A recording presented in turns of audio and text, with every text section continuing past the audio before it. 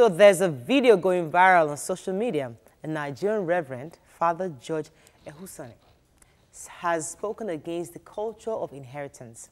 The clergyman argued that children that inherit wealth from their parents are never dwelt because while those parents never leave anything for them to inherit, do better in life. So do you still believe that we should leave inheritance for our children, or do you believe that the world has gone to the point where every man for themselves? Go and find your own destiny. Let me start with, yes, go ahead, please. The Bible said... you know where I'm coming from. The Bible says... Because he's a reverend, number one. And I don't know the kind of Bible he's reading. My Bible in the book of Proverbs 13:22 says, a wise man, a good man, leaveth inheritance for his children's children, not just for his children, but his generations, from generations to come. So I do not understand the kind of Bible a reverend is reading.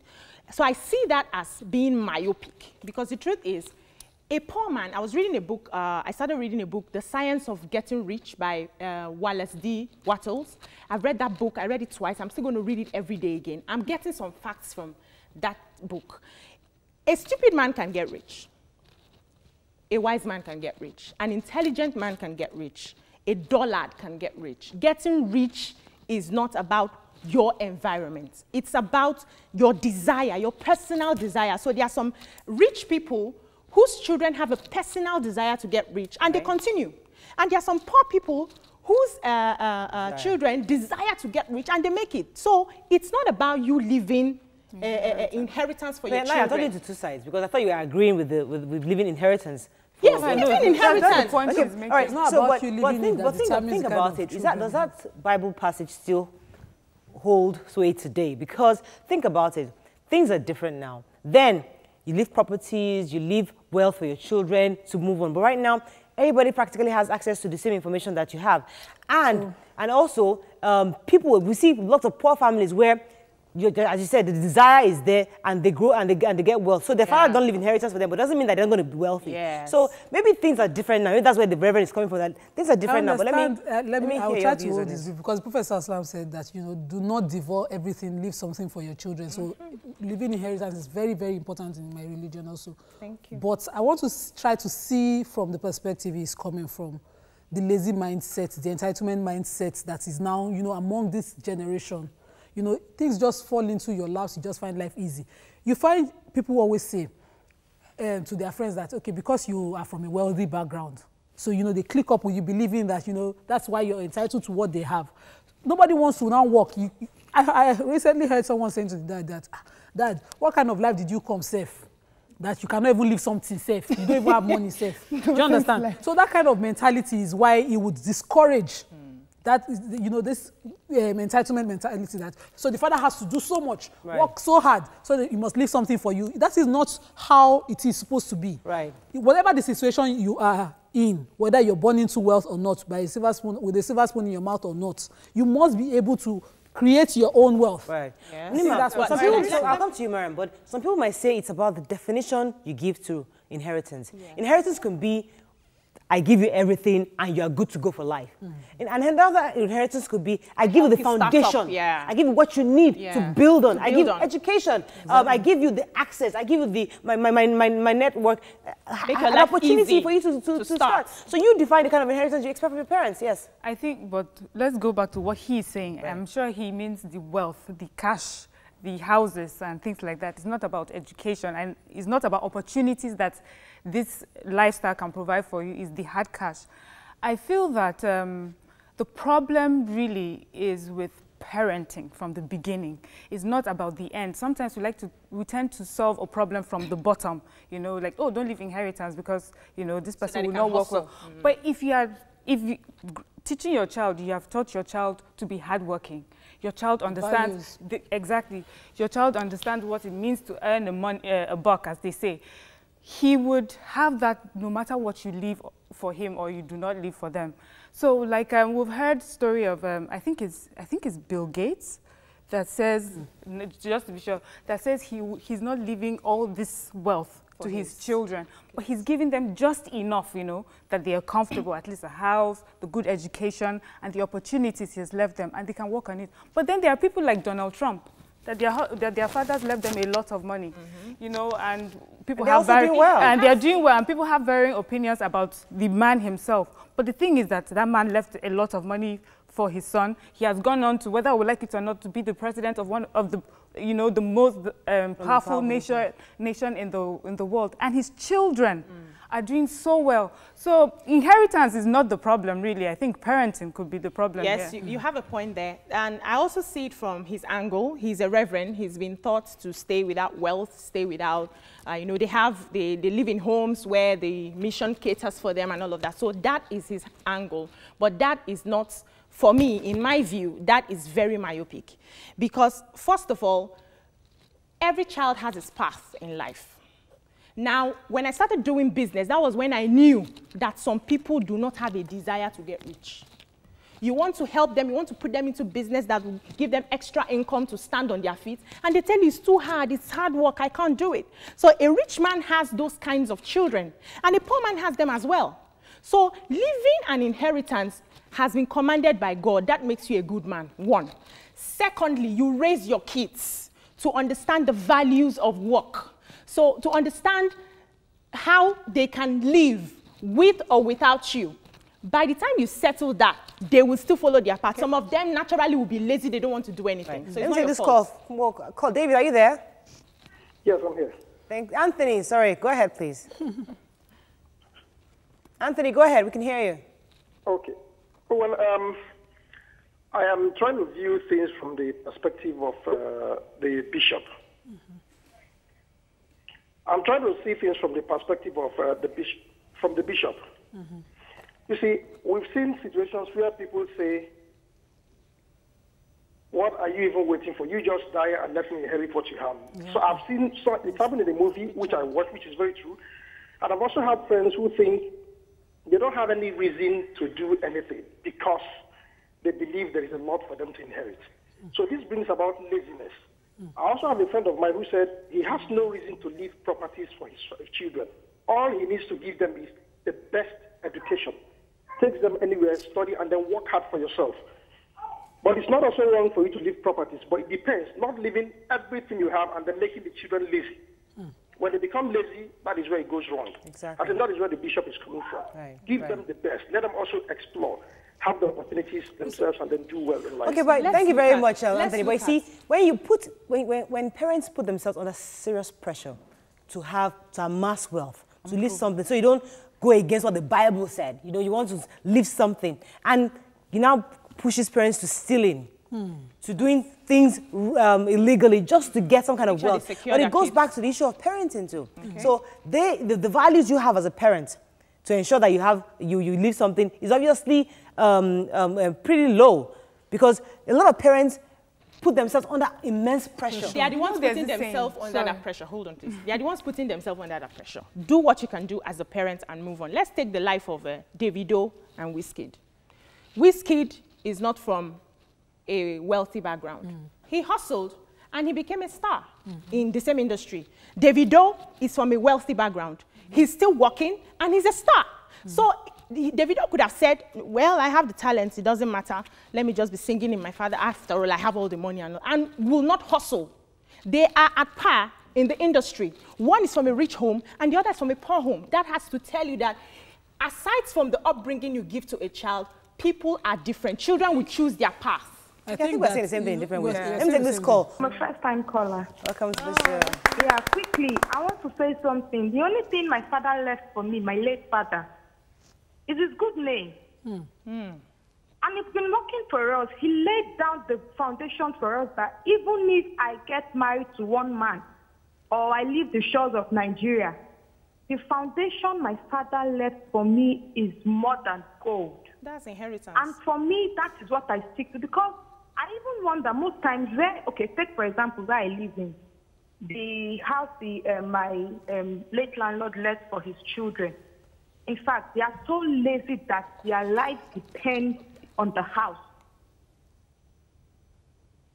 Oh, we lost Victoria. So you see, what Victoria said is the mentality I recently experienced this week, and I'm going to work on it. Okay. I met a young girl of about 22, 23, and all she can think of, if you ask her anything, I don't know, I don't care.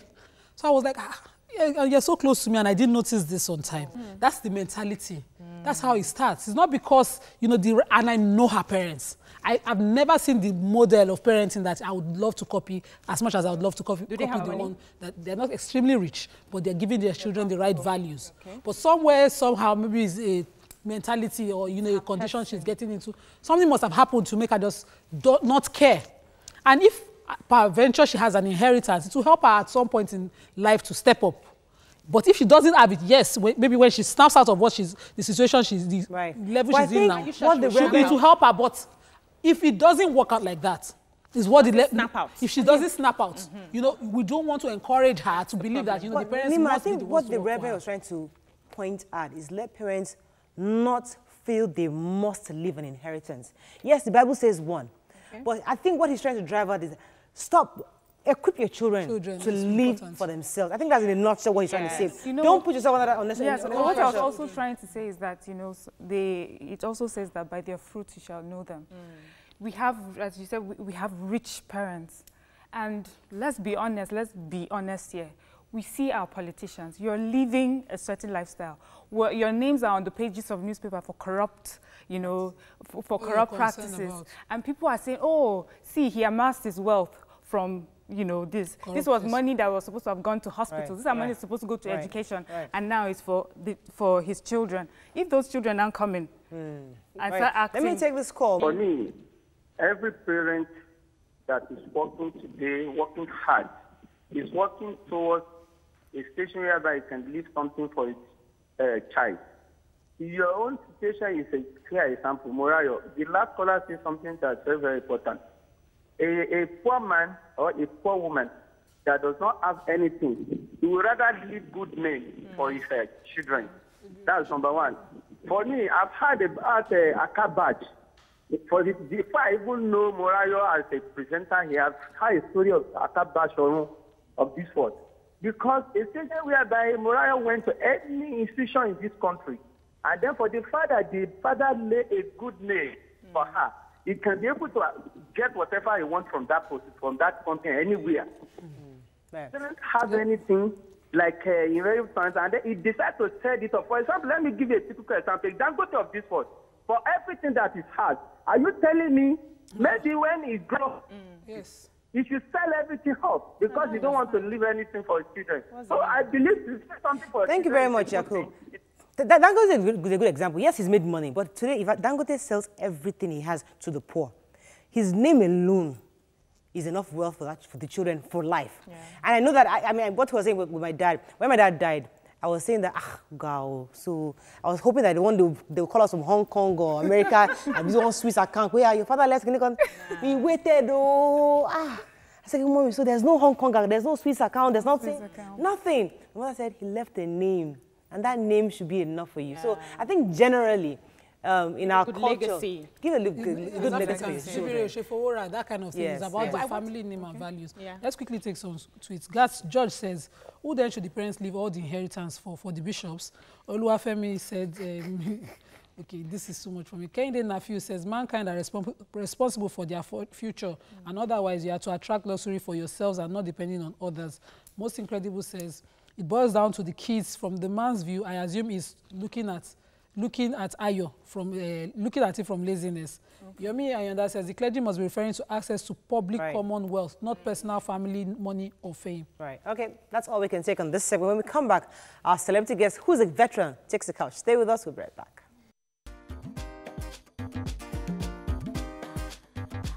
Stay tuned. Your View will be right back.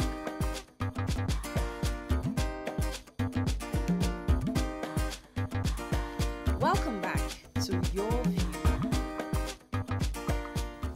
Thanks for staying with us. So she's a Nigerian actress popularly called Aunty Keji, who has spanned over 2 decades in the Nigerian movie industry and is still in high demand.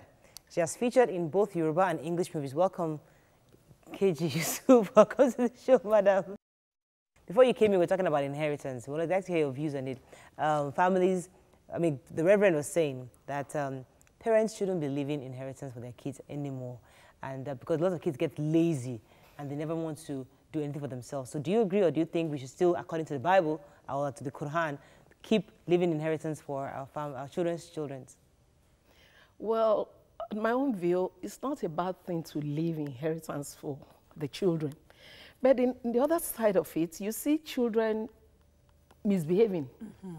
As soon as they know, my father has this, he has that, they, you know, they do all sorts of things.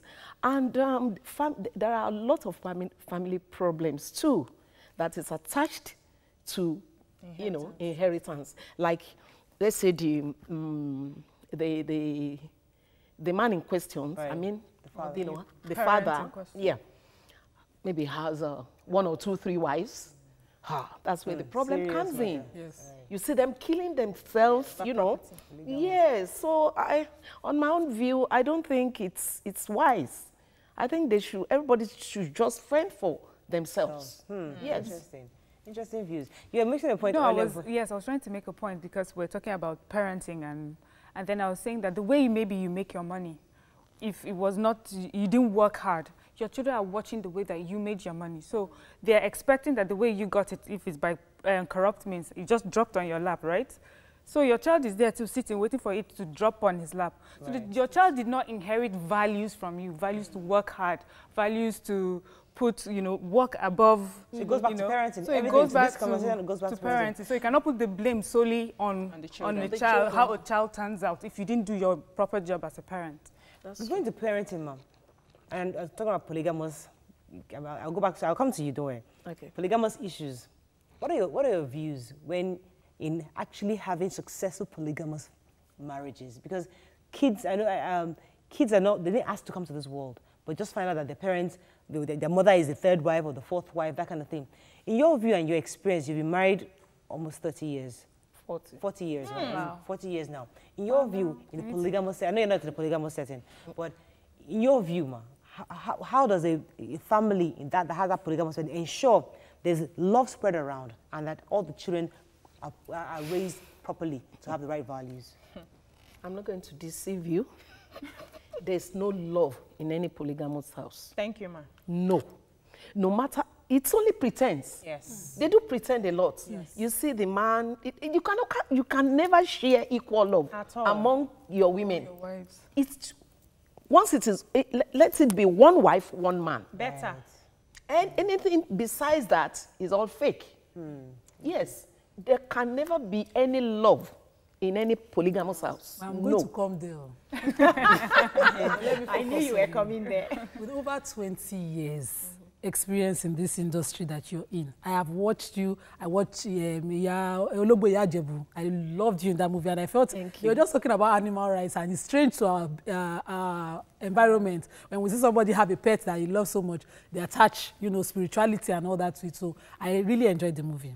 Thank you. But I wondered why you stuck to Yoruba genre, because I know I used to see you then in some NTA series, and you know you could do English well.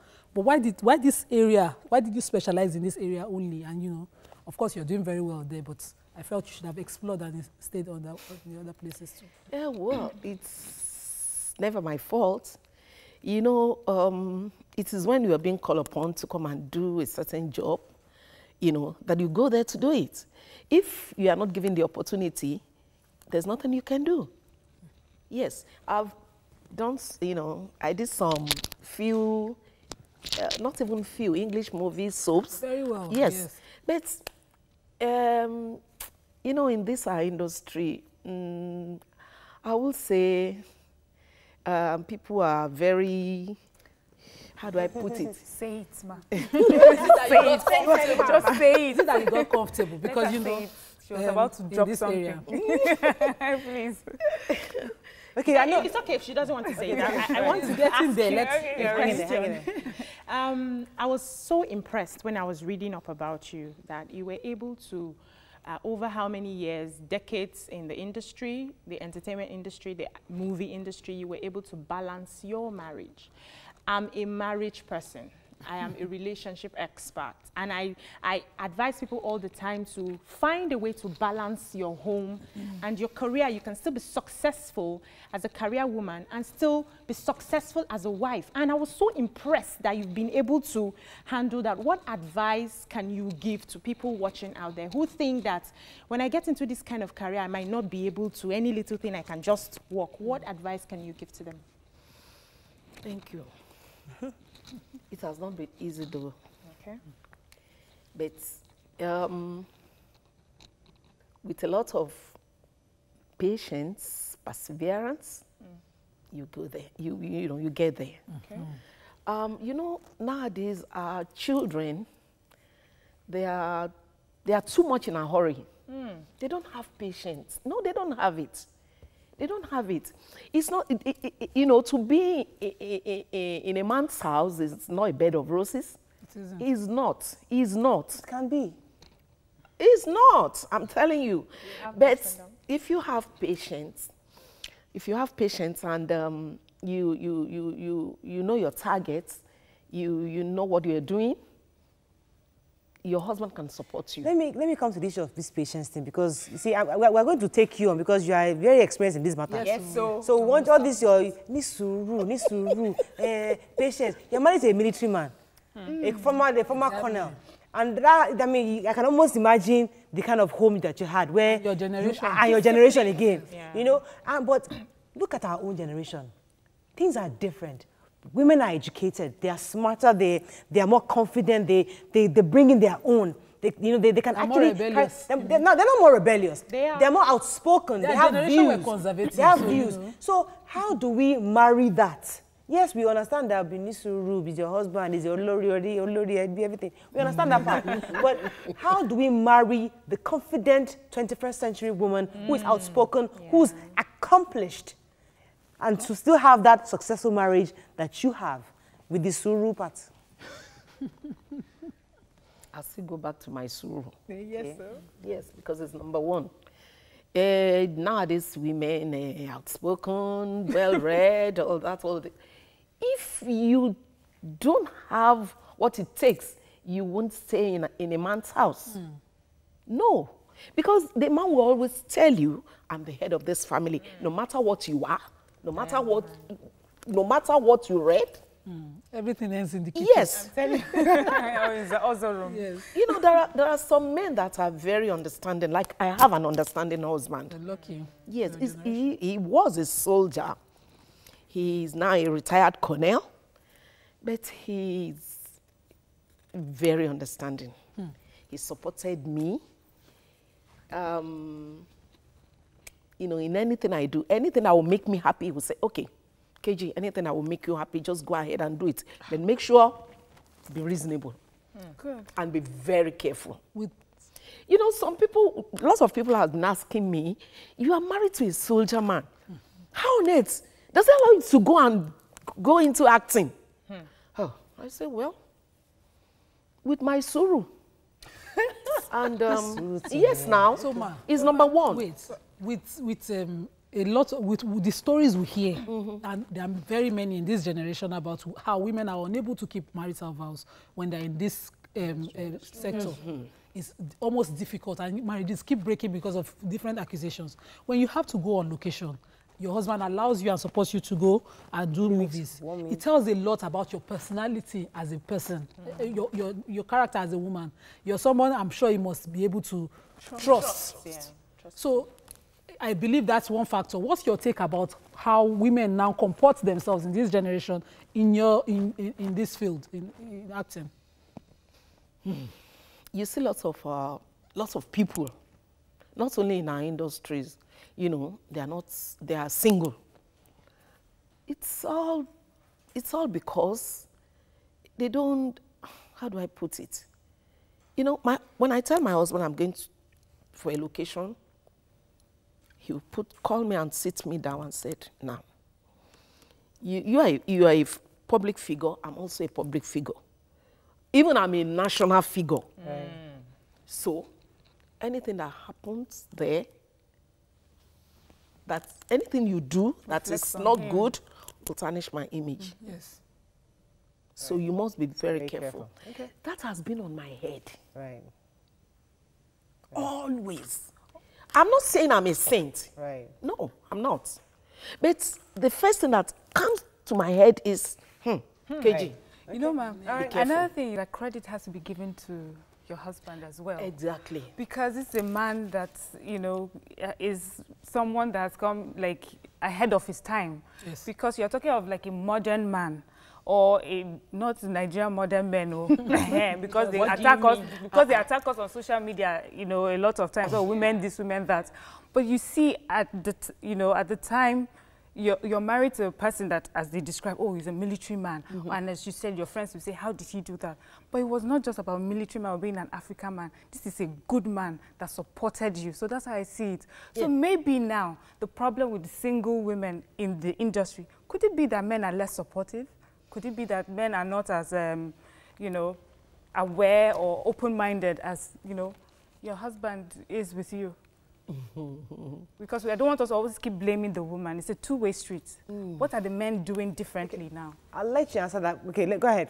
Very quickly, because that's what we're going to break. Yes, you know, guys of nowadays too, they're not patient. And they don't, majority of them don't want to have a wife at home. They don't. Yes. Baby mamas. I've seen lots of them. I've seen lots of them. They don't want to have wife. They don't want to get married. They just want to have baby mama, like you say. Right. So, you know, if any right-thinking guy can think like that, what do you think? Okay, let's go on a quick break. When we come back, we get into your career and what your plans are. Stay with us, we'll be right back.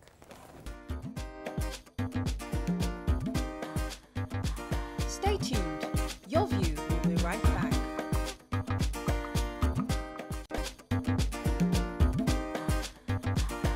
Welcome back to Your View. Ọkàn dáàdì mú ìwà sí wálẹ̀. Irú wà pálapàla wo nìyẹn ọ̀rẹ́? Ìwọ ló ń sọ̀rọ̀ báyìí. Pé wọ́n ró two and two together. Kó mọ́ kúrò ní abẹ́núyàn. For the past 2 months, kó má tiẹ̀ bójú wẹ̀yìn rárá. Lóòótọ́ ló kọ nóòtù sílẹ̀. Tó sọ fún wa pé ká má wá òun, bóun ò sọnù. Àmọ́ gẹ́gẹ́ bí àbíamọ. Ọkàn mi ò lè balẹ̀, kí ló ń sọ yìí? Ọkàn mi ò lè balẹ̀. Mọ́mí òótọ́ ni bọ̀ fọ́kàn ara ẹ̀ balẹ̀. Ṣé o máa pòun iṣẹ́ ni? Kí ló ṣe? Ó ń bọ̀ ń bí báyìí. Ó ò tí ì lè mú bébí mi kékeré yẹn wá fún mi. Kó tiẹ̀ wá bá mi ṣeré. Good to see you. Beautiful. Yeah, yes. I like to ask a question because you've been in the industry for a long time now, and I'm wondering, do you have like young people who look up to you, young people who you mentor in the business? Because one of the things that I've found out in entertainment is you make money from entertainment and you put in another industry. And so instead of the industry to be growing, people are just diversifying. But this is an industry that we can still make money from. So do you have people who you are grooming under you? Do you have plans to establish maybe an Yoruba acting school or just something to just, keep your legacy on, because you won't always be there? Actually, I have a question around that. Yeah, let her answer this. Yeah, go ahead. Yes, I was doing that before I traveled. Okay. I have some girls and boys that come around for, to take lectures for, acting lectures. But when I traveled, it stopped. Since I came back, I've not, called them back because the industry itself, it's a kind of, we are just struggling, I would say. Okay. Because gone are the days when we go to locations, with happiness, we have a lot of script with us, but nowadays, the marketing is really biting hard on us. The marketing is not favorable at all. So that's discouraging. Well, most people go to the cinemas now. I mean, if you do a movie, they don't go through marketers anymore now. When people go to the premiere, So I think that has helped. Your generation, going into Yoruba movies, you had to have a caucus. And I always ask all the Yoruba actors and actresses that come on the couch that, why the caucus? I know you belong to the Odunfast caucus. And for me, is it comfort or, you know, or loyalty that, you know, made you stick to this caucus? The caucus of a thing, I started with the English because I started with with Uncle Lai Ashadele. Yes. Then it was NTA 2, Channel 5, this, what's the program? Child abuse. Yes. Then. Okay. Yes. And when I saw the Nigerian Yoruba movie industry, and I said, why can't I go with these people? After all, I'm a Yoruba woman. So when I started my investigation, I was told I had to belong to a caucus. Exactly. That was why I went to Odunfa. Actually, I did not start from Odunfa. You just went. Yes. We need to bring all these Yinka countries and find out why they are the ones we need to ask that question of caucus. And I think that's what is to blame today for the marketing thing, because the industry has really grown. The young ones are producing good movies and they're taking it straight to the cinemas. So you have Yabo just movie in the cinemas, even doing now English movies on our own. And you know, that's one reason I blame for that. Okay, let me take this call. Thanks for calling. Go ahead, please. Yes, I want to disagree with your guest. Go ahead. Saying that he said that there is no love in polygamous family. Okay. 100% I want to disagree with that. Because I was brought up by a stepmother. Okay. With other sisters, brothers, and you never knew that she's not my biological mother. With the other siblings, and I want to totally disagree with that. Okay. So there are some exceptions to the rule.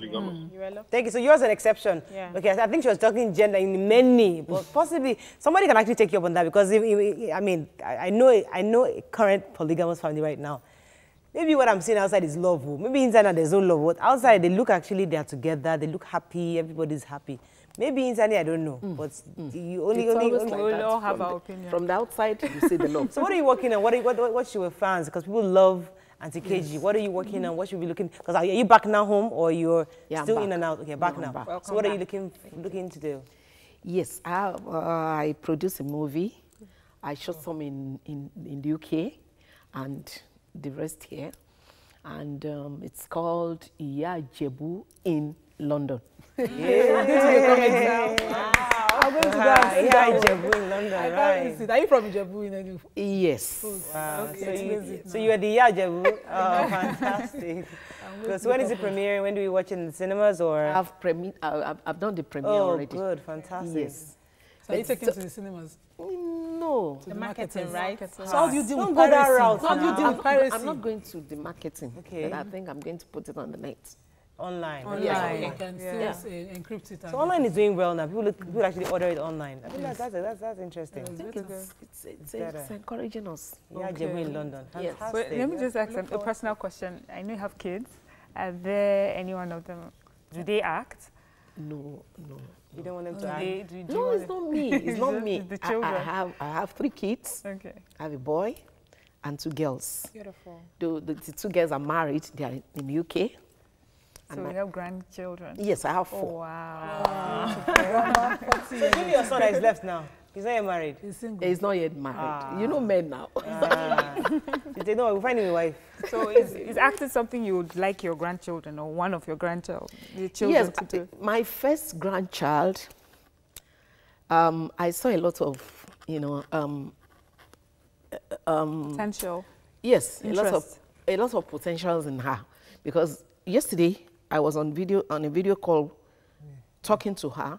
She was just saying, Grandma, because before, when I went to UK, I told her that, I said they should please, because I saw something in her. Yeah. I said, please, take this girl to a ballet school. Right. You just say, I'm doing this. Yesterday, I was on a video call with her. She was saying, Grandma, let me dance. Just focus your camera on me. So she was going, in fact, she was just like this, like that, on the floor. I say, hey, I just called my daughter. I say, please now. This one has it in her blood. Take this girl to a ballet school. The mommy said, ballet has no money. I said, you are making a mistake. Who says that? You'll be surprised in future, yeah. Exactly. Just do it. And you see her very slim. Interestingly, yeah. I have a 3-year-old who's just like that. Yeah, my daughter is like that. Very active, very animated, very dramatic. My daughter actually almost put a gun to my husband's head. I don't want music. I want ballet. So this ballet thing, maybe the future is calling ballet. That's what exactly happened in my house because I wanted her to do piano lessons. She says, no, I want ballet. Can you imagine? And she loves it and she comes. And now even when she, and you know when she wants to take a picture. We had a ballet jumping up and down the house, tearing our pop socks, and I'm telling you, we are in a global village. Come and dance, Ibe dance. I will teach you Ibe dance. I beg. The global village. Thank you very much, Auntie KG, for coming. We enjoyed your company. Thank you so much. And in regards to your military husband, I hope he's a very romantic man. Ooh. He clearly is. You guys have been together 40 years. 40 years. 40 years. That's so much. And I like your jewelry. That way, man, like lots of flow. You are flowing. Thank you. Supply her. All right. Thank you very much for coming. Such a pleasure. You know, I did my 60th birthday last September 29th. Oh, wow. She's 60. Whoa, wow. You don't look a day 60. You look very, very, you know, but like early 50s. All credits to my husband. Oh, that's so beautiful. He's Connell. How do they treat Connells now? Sit up. Shansa. No, sit up like this. When you're sitting, that's how you do it. Okay, Shansa. We hail. We hail you. Relax. Relax, you drop your hands. All right, drop your hands. You sit up when you're sitting. Then we relax. Right. That's all we can take. Have a fabulous weekend. We'll see you Monday. Take care. Bye-bye.